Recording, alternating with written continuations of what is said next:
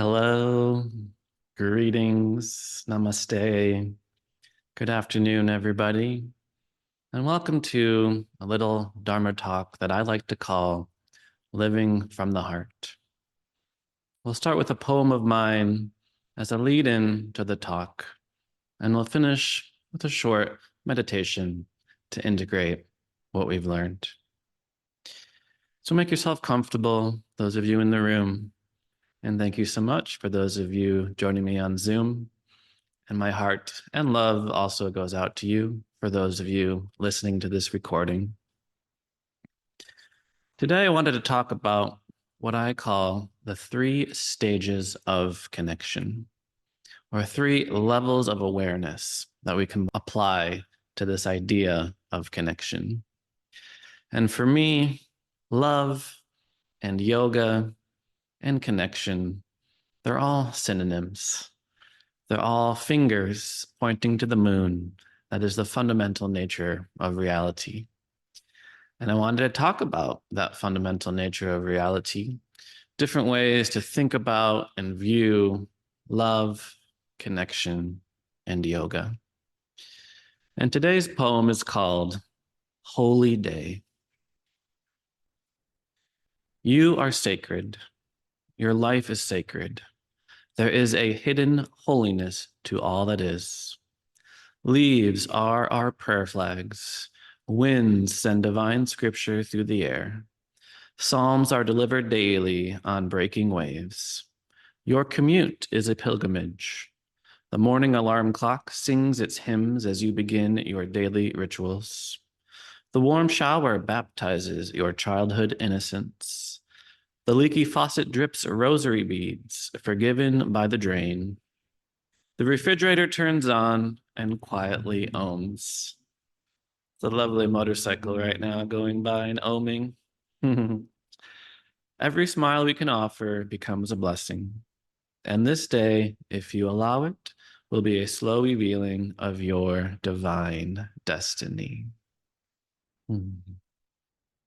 So when we talk about connection, when we think about where we might want to go with this idea of connection, we have to take an honest look and appraisal of where we currently are in order to understand which direction we need to go. What is the common human experience? And I find that the common human perception of the world is almost like a set of billiard balls bouncing off one another. We see this world consisting of objects, and we give some subjective reality to human beings. Most of the rest of the world is considered objective, and these are just interacting with each other. Person A talks to person B. Person A hands an object to person B. This set of billiard balls bouncing off of one another all started with the Big Bang, when all the matter and energy of the universe was created. And since then, since that moment, everything has just been playing itself out. If you had a large enough computer to calculate all the variables at the very beginning of the universe, you'd be able to model everything that has happened since then. This is what you might call Newtonian mechanics. When we see a car crash into another car, when we see one planet crash into another planet, when we see Jack throw the ball to Jill, when we see the tiger eat an alligator, we see separate, distinct things or entities or nouns interacting with other distinct entities or nouns. And I think this is the common level of human awareness. This is the modus operandi of most human beings. And it's a useful one. Absolutely. It's useful to reach into our pocket to pull out $20 to hand to the cashier so that they can hand us our lunch that we will then consume. So it's useful. I'm not necessarily downgrading this level of awareness, but just simply pointing out it is one level of awareness. And there are other planes of reality, planes of consciousness, planes of awareness that we can shift to. Because it's important to recognize that the human mind is great at separation. In fact, as I'm speaking right now, your human mind is separating me over here and you over there. And your whole life, you have felt like you are this distinct, separate entity looking out at this world full of other distinct and separate entities. And the human mind loves to make separation, loves to make distinctions. For example, if I asked you to get out a pen and paper and list all the differences between men and women, you'd have no problem at all listing every little difference that you have noticed throughout your life.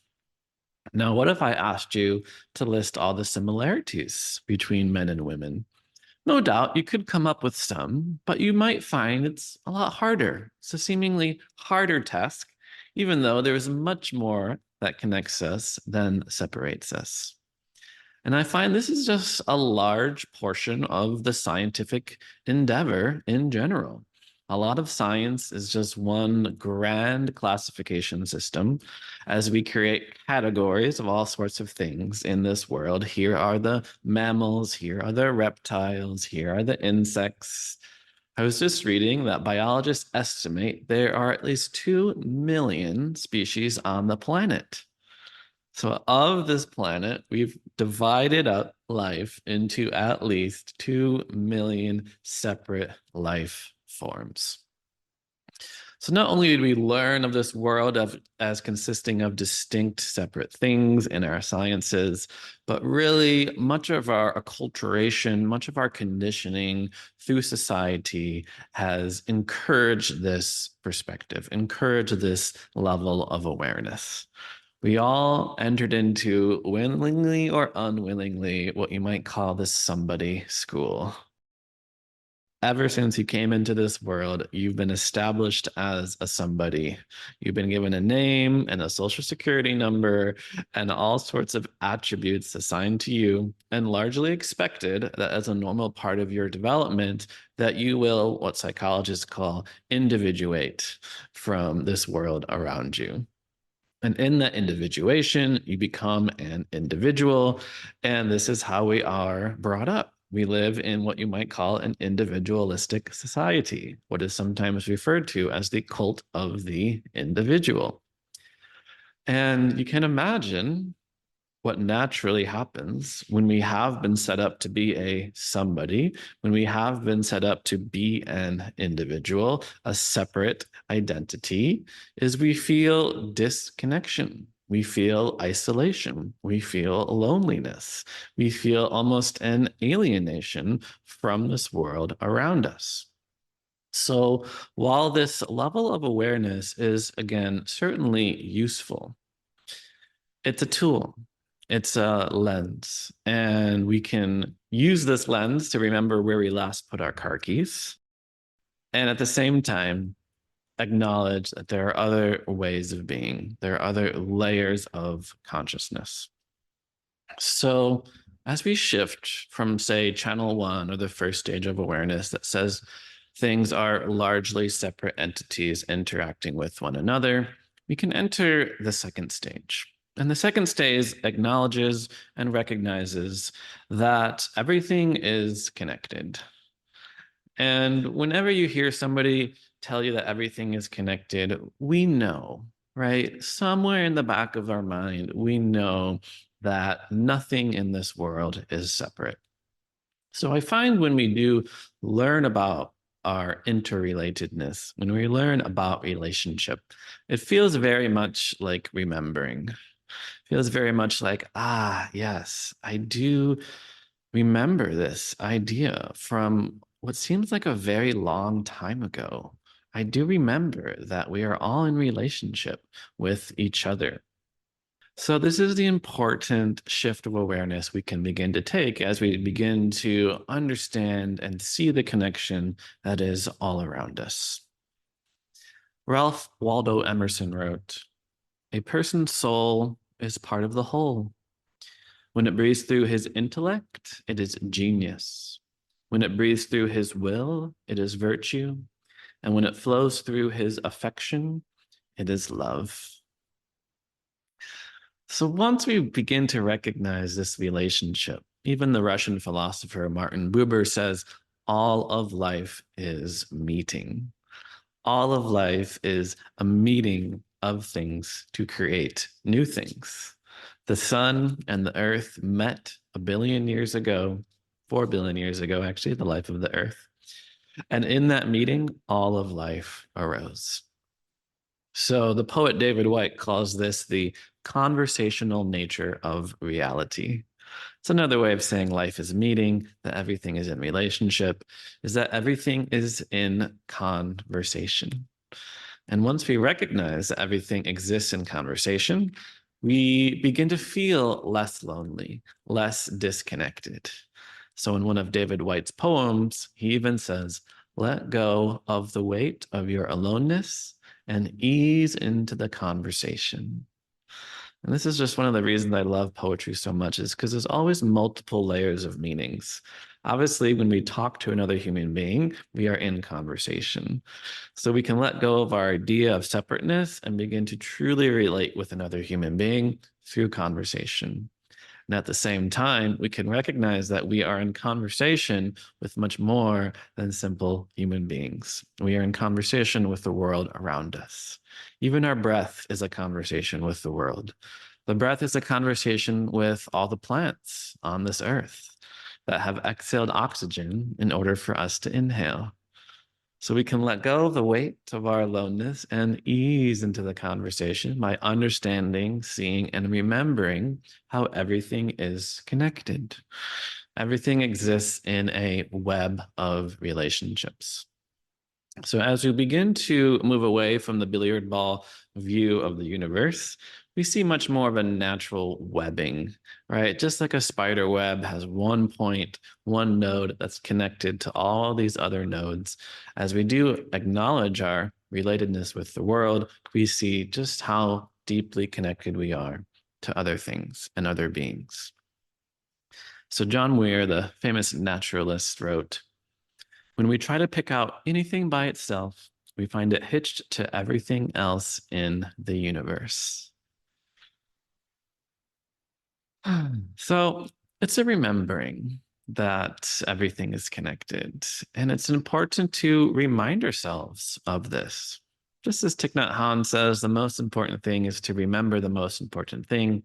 This is our remindfulness practice. This is our recollection practice, our remembering practice. Because I find that we often don't act like everything is connected.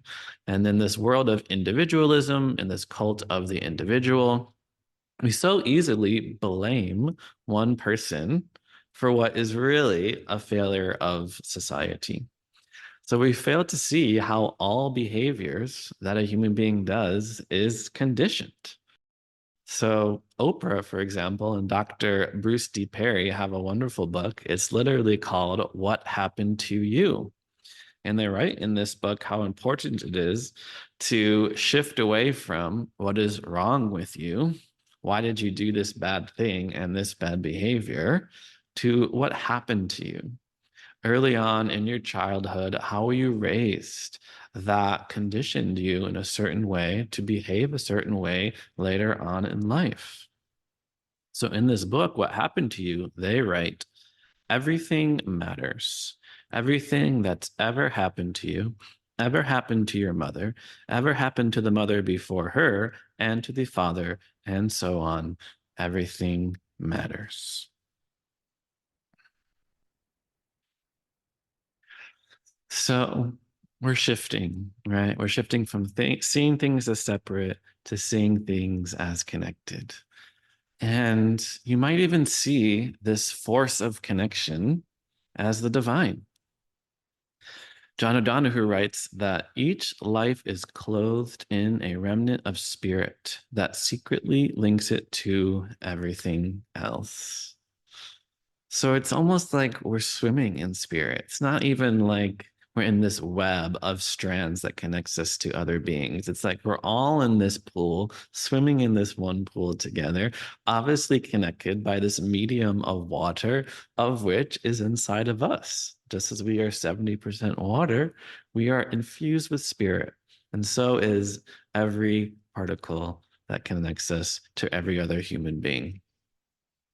So this is the second level of awareness, simply a remembrance and acknowledgement that everything is connected, that everything is interrelated. But just as the billiard ball model begins to break down under the slightest scrutiny, you also find that this web of relationships also fails to last, also fails to remain a robust model once we acknowledge the true nature of reality. Because when we begin to think of distinct objects or subjects connected through distinct threads to other subjects and objects, we eventually have to add more and more and more threads, right? Like, absolutely, for example, you are connected to your mother and father. If you have any siblings, you're connected to them. If you have any children, you're connected to them. So this is one aspect of the web of relationships. But how do you exist? How do you come into being? And we all know, for example, if the Earth was closer to the sun or further away from the sun by a certain amount, that life wouldn't exist on this planet. In other words, your existence is dependent on millions of factors. Trillions of factors are connecting you to everything else. So just as your breath is an exchange with the world around you, your breath is one way that we are connected to the world. So too, we have to consume water, we have to consume food. So you might just have a strand connected to all the food and the water on the earth. And eventually you get so many more strands that this model, this level of awareness begins to break down. So I think of this as like the segue to the third stage of awareness. We're not quite there yet because we have to really fundamentally understand how the web of relationships breaks down. And a huge way it breaks down is through time. Like, perhaps if we took a snapshot of this present moment, we could see the web of relationships. But if you go forward in time or back in time, we'll see how what we call distinct nodes on the web begin to break down. So Mary Oliver put it this way.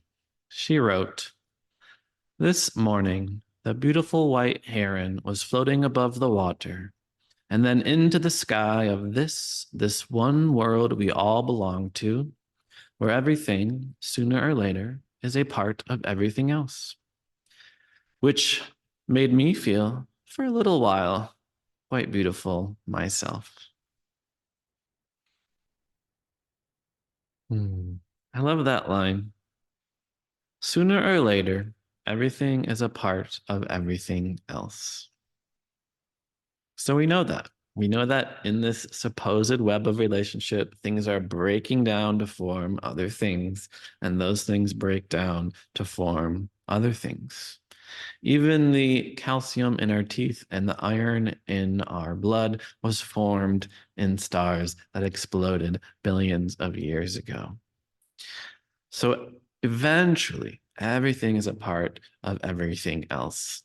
So even when we say there's 2 million species on the planet, it's like that's a great way to categorize life for certain scientific purposes. But how many of those creatures are dependent on the existence of how many other creatures? If the flower depends upon the bee for its survival, can we really say that they are distinct and separate creatures if one cannot exist without the other one? And along with like the distinct nodes breaking down, we have to realize that what we consider separate is quite the illusion. So as I mentioned, we're 70% water, right? So when you think I'm a separate and isolated entity, it's like things are flowing through you at all time. You're also 3 pounds of bacteria. So when you think I'm separate, what part of you is separate from other things? So this is a key concept of what the Buddhists call interdependence, which is basically that is because that is, and that is not because that is not. Do you get it? We depend on everything around us. I'm depending on gravity to keep me sitting here. I'm dependent on the pressure of the air around me to keep my body held together. I'm dependent on the water that flows through me, the air that flows through me, and all the creatures, the plants, to provide me with the sustenance in order to live. If the sun were to disappear, we would not last very long. We are just as dependent on the sun as we are the air, food, and water that we breathe. So this finally takes us to the third level of awareness, moving away from distinct billiard balls bouncing off one another, moving away from the web of relationships where everything is connected. We realize when we say everything is connected, those things, separate and isolated entities, are not things at all. It's a conduit. Things are flowing through us. So the third stage recognizes this. Everything is a reflection of everything else. This was so eloquently described by William Blake, who wrote, "To see a world in a grain of sand and a heaven in a wild flower. Hold infinity in the palm of your hand and eternity in an hour."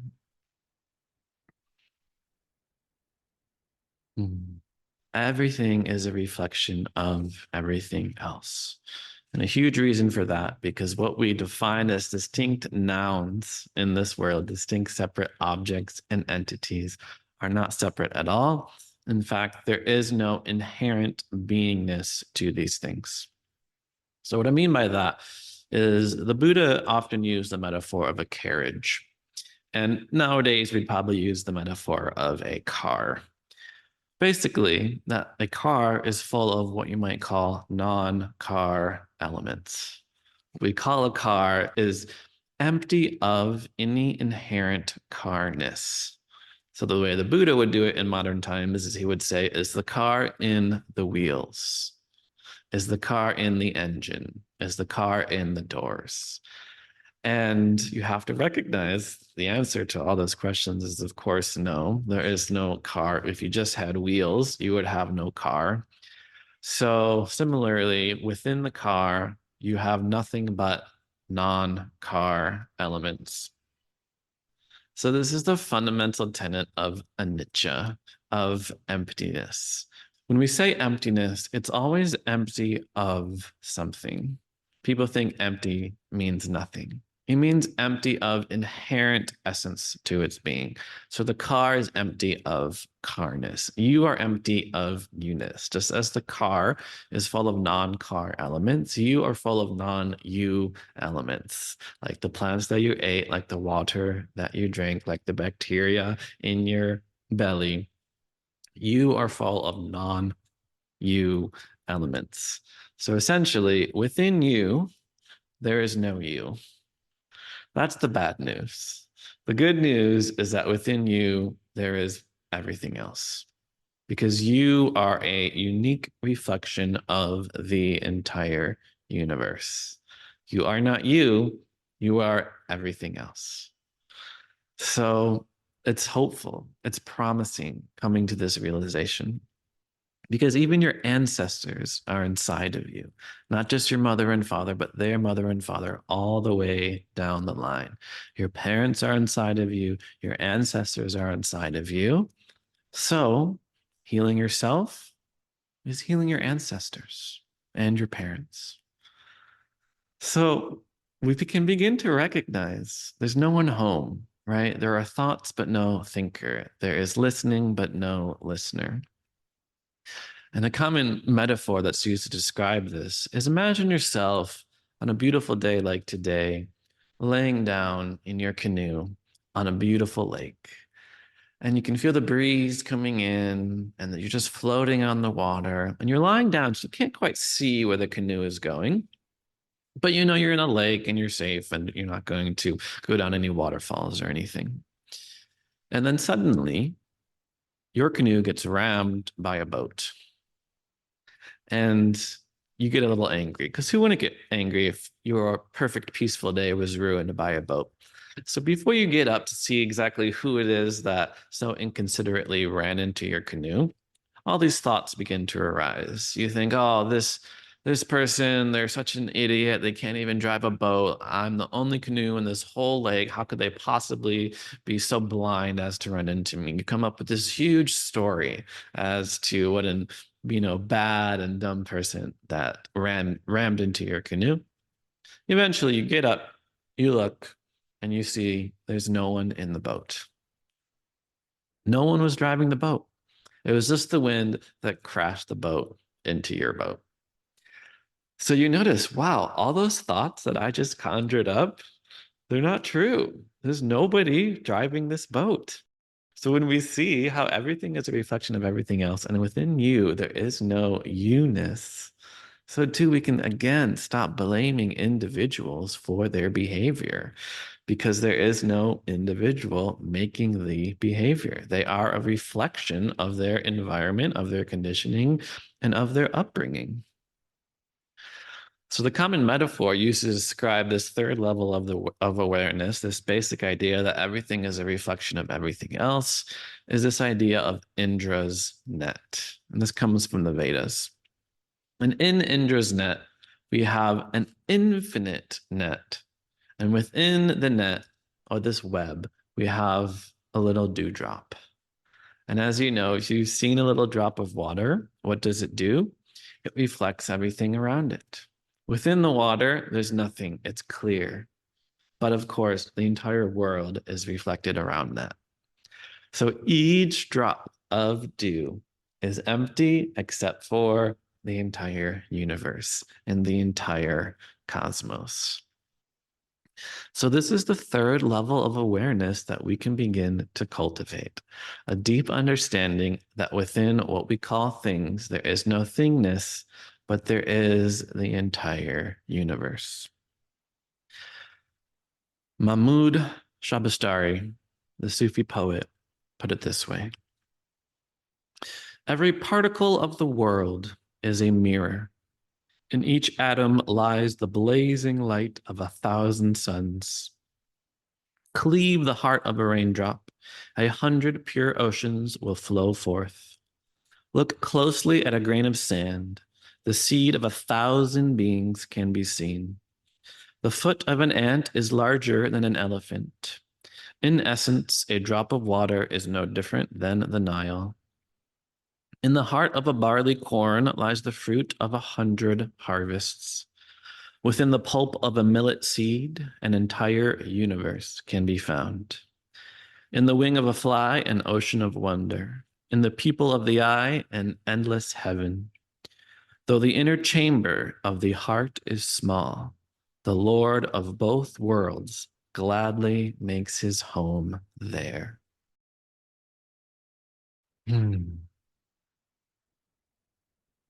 I love that poem so much. Every little line shifts your entire view of the universe. Just as William Blake sees infinity in a grain of sand, Mahmoud Shabastari says, in a grain of sand, the seed of 1,000 beings can be seen. So this is another level of consciousness. This is another level of awareness that is accessible to you as a human being. And we know this because numerous human beings throughout time have achieved and attained this level of awareness. And we tend to refer to these people that have attained this level of awareness and sustained it as mystics, as those who have attained the mystical awakening that is available to anyone at any time. Could happen to you after hours or weeks or months of incredibly arduous effort. It could also happen to you at any time. It could be like Thomas Merton, the Christian mystic, who said he was sitting on the bench on a corner in a park at the corner of 4th and Walnut, when all of a sudden the veils of illusion were dispelled and he saw the world as it is. And he was able to love everyone, just as God sees the world. So we can look to the poetry of the mystics and we find this level of awareness, this level of reality, this understanding of the world. So we can turn to Hafiz. Who doesn't love a good Hafiz poem? So Hafiz wrote, poetry reveals that there is no empty space. When your truth forsakes its shyness, when your fears surrender to your strengths, you will begin to experience that all existence is a teeming sea of infinite life. In a teeming sea of infinite life, in a handful of ocean water, you could not count all the finely tuned musicians who are acting stoned for very intelligent and sane reasons, and of course are becoming extremely sweet and wild. In a handful of the sky and earth, in a handful of God, we cannot count all the ecstatic lovers who are dancing there behind the mysterious veil. True art reveals there is no void or darkness. There is no loneliness to the clear-eyed mystic in this luminous, brimming, playful world. Mm. Mm. In a handful of the sky and earth, we cannot count all the ecstatic lovers who are dancing there. Hmm. What an incredible way to live in this world. To see infinity in a grain of sand, to see in a handful of the earth all the ecstatic lovers who are dancing there. And Hafiz also taps into this idea that once we attain this level of awareness, our loneliness dissolves, our sense of separation dissolves. So there's a key finding when we come to this level of awareness. We are suddenly able to be of service to others. We finally understand what it means to help people. In this path of dana or generosity, in this path of seva or service, we understand that when we feel like we are helping somebody, that we are the helper, helping somebody be helped, that distinction is false. There is no distinction between helper and helpee. Helping somebody else is helping ourselves. Helping ourselves is helping somebody else. And this is a very common inquiry that comes up when I talk about love, because I love love. And I love this idea that our human task is to cultivate an inner and abiding sense of love that loves all things. I love metta, maitri, or loving kindness, this unconditional goodwill and friendliness to all beings. And a lot of times when I teach this, people ask, what about when you get drained? What about when you feel like you're giving so much love away, you have no love left for yourself? What about when we are so focused on loving others that we forget all about ourselves? And I think many of us have this experience where we serve others, whether it's our children, our customers, our clients, our patients, or our boss. We spend all day serving others. And at the end of the day, we're super depleted. And it's very easy to come to the conclusion that we have given too much of ourselves away, that we have given too much of our love away, and our cup is fully empty. Now, the very common response, the common advice to this question is relatively simple, that yes, we should love everyone and ourselves. And loving ourselves is often the first step to loving others. Common metaphor is we have to put our own oxygen mask on first. The common spiritual metaphor is that if you want to save somebody from drowning, you have to make sure your feet are on firm ground in order to pull somebody up. And this is a great answer, right? Because boundaries is a really crucial part about self-love. When you look at people who have high levels of self-love and high level of self-compassion, you find they have extraordinary boundaries because they don't tolerate certain behavior. They don't tolerate certain treatment that is against one's knowledge that you are a good human being, you deserve love, you deserve to get your needs met, and those that hurt you or cause pain in your life have done something wrong, right? So we love everyone and ourselves. And we can set up appropriate boundaries between ourselves and others in order to make sure we're not depleted. So maybe that's an hour bubble bath every night, right? After a long day. It's okay. You're human and you have emotional needs. We can recognize our humanness, that we have emotional needs, and seek to get them met. And while this is a really great answer, and it's great to follow at certain times in our life, I think we can all begin to recognize that this basic answer and basic idea of putting our own oxygen mask on first is in level 1 awareness. It's still based on this idea that I am over here and I'm helping others over there. If we were to shift this idea of helping others into stage 3 awareness, level 3 consciousness, we realize that helping someone else is helping ourselves. That within this person that we are helping reflects the entire universe, including ourselves. So helping what we might refer to as another person is just like your right hand bandaging your left hand. If your left hand is cut, your right hand is just going to bandage it. The right hand isn't going to say, okay, I've bandaged you now, you owe me, you better give back to me, right? So helping others is helping ourselves. It just becomes an extremely natural extension of our love once we enter into the stage 3 or level 3 awareness. So I, for example, am a lefty. I throw with my left hand. I write beautiful poems with my left hand. And it would be awfully silly for my left hand to tell my right hand that it really needs to pick up the slack, that it's really falling behind, that it's not contributing to, our joint ventures. That would be so silly. So setting boundaries is great. We can remain in our humanness. And at the same time, once we recognize diversity, we can see the unity behind it all. We can see that the distinction between helper and person being helped is arbitrary.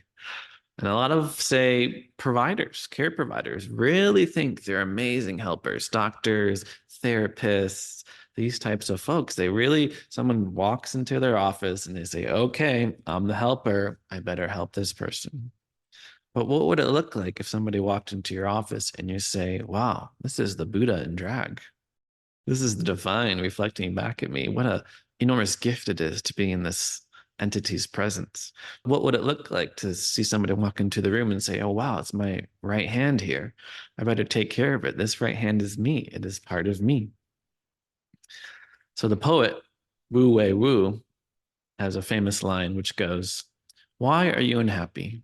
Why are you unhappy? Because 99.9% of what you do is for yourself, and there isn't one. You got it? This is level 3 awareness talking. 99.9% of what you do is for yourself, and there isn't one. You are empty of you-ness. The chair that you're sitting on is empty of chairness. It's always empty of something. So we aren't happy because we try our best to fill up what is essentially empty. And the true secret to happiness is making others happy. The true secret to having more love within your own being is to give it away and to love others and to ease out of loneliness and separation and enter the conversation and the conversational nature of reality. So Thich Nhat Hanh put it this way. He wrote, when you hammer a nail into a board and accidentally strike your finger, you take care of the injury immediately. The right hand never says to the left hand, I am doing charitable work for you. It just does whatever it can to help, giving first aid, compassion, and concern. In the Mahayana Buddhist tradition, the practice of dana, generosity, is like this. We do whatever we can to benefit others without seeing ourselves as helpers and the others as the helped. This is the spirit of non-self. So I like to point out the Buddhists, they love non-words, non-attachment, non-judging, non-self. So whenever you see a Sanskrit word with an A at the beginning, you know it's going to mean not. So Advaita, not to, right? Anicca, empty. Anatman, not self, not Atman. Because everything is fundamentally empty. So the mind is level one awareness. The mind is incredibly discriminative. It loves to separate things. It loves to create division.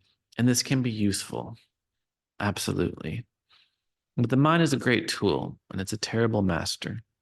So where do we go to find that mirror that reflects all things? And I would argue it's the heart. You want to find that mirror, you want to find that dewdrop that reflects the entire cosmos. Look no further than your heart. In the Radiant Sutra, as it is written, there is a place in the heart where everything meets. Go there if you want to find yourself. Mind, senses, soul, eternity are all there. Are you there? Enter the bowl of vastness that is the heart. Give yourself to it with total abandon. Once you know the way, the nature of attention will call you to return again and again, and be saturated with knowing, I belong here. I am at home here.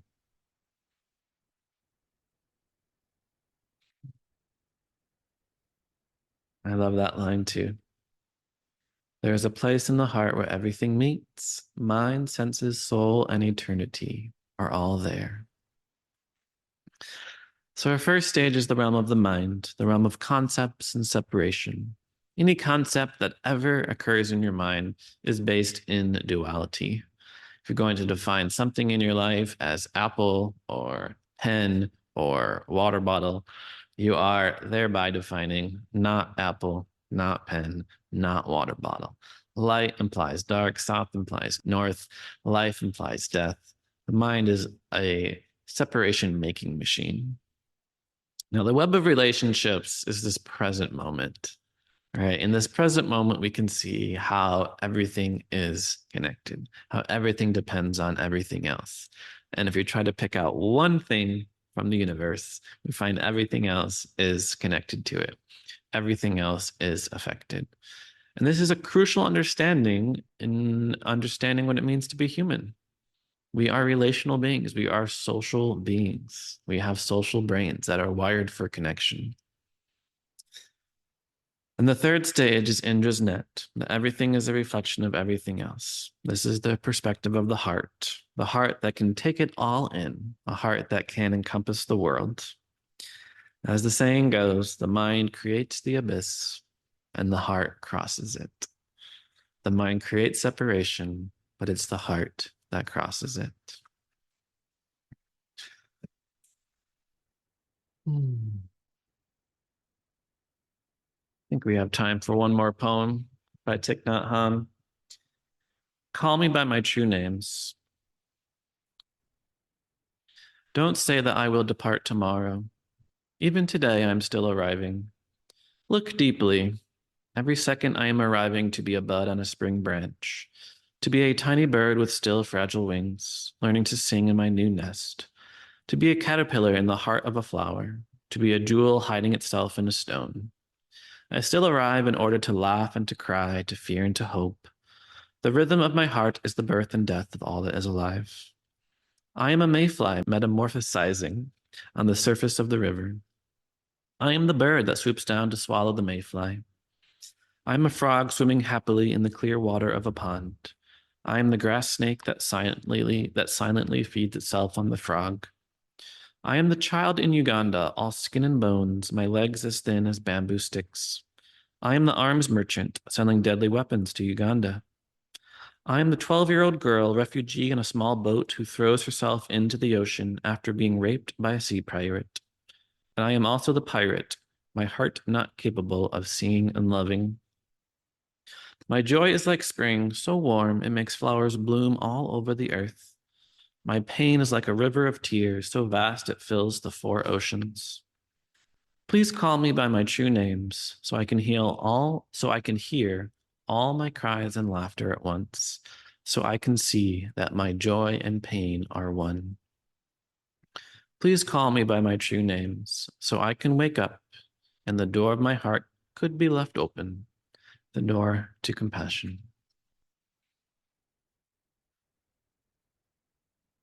So I think we all see the connectedness of this poem, this third level of awareness Once we drop out of seeing ourselves as a separate, lonely, and isolated individual, we start to see ourselves as all things. And it's the mind that vilifies others, that blames others. But it's the heart that sees others as ourselves. When we label things as good and evil, when we label people as good and evil, we fail to recognize that good and evil cuts through the heart of every human being. That inside us, there is good and there is evil. There's the capacity for good and there's the capacity for evil. And our meditation practice, our spiritual practice, is cultivating our capacity for good, for goodwill of others, to do kind and generous things, and composting, digesting, metabolizing our capacity for evil. By getting in touch with our own capacity for evil, we begin to understand how others are also capable of doing bad things. In my book, The 7 Lessons of Love, I even speak about sitting in restorative justice circles in San Quentin prison. I would sit with circles of other men who have done what you might call terrible things. Now, it's important to note what we often say is that there are bad actions, but there are no bad people, that we all have essential goodness and Buddha nature. But we have the just like me mantra that sees others as just like us. If we grew up in that environment, if we grew up surrounded by crime and violence and poverty, if we had a mother and father that didn't care for us or abandon us, and the only home and community and connection we found was on the streets with a gang, no doubt we would also be capable of doing bad things. When a person cuts you off and you notice those thoughts and maybe even revenge fantasies, we recognize good and evil cut to the heart of every human being. And we can empathize with others as we see ourselves in others and we see others in ourselves. So this is what we mean when we say namaste, right? This is what we mean when we say, I'm a reflection of you and you are a reflection of me. So Christy Shell writes, Namaste, my friend. I see the light inside you. No matter the joy or sorrow that is in your heart right now, let us sit together in noble silence or conscious conversation. Let us grow together with compassion and healing grace. Let us wake up together, each as a mirror to the other, a reminder of the goodness, the truth of who we are. So once we recognize that everything is a mirror of everything else, we can be that mirror to each other, reflecting back the goodness that we are, the divinity that we are. So even myself, what I call myself, this form of Zach Beach, it's simply a mirror. I'm a mirror for you, reminding yourself that you are lovable, that you are loving, that you are loved, that you deserve all the love your heart can hold, that within this moment, there are all the conditions for peace, joy, and happiness. And I see that divine in you. I hope you see it too.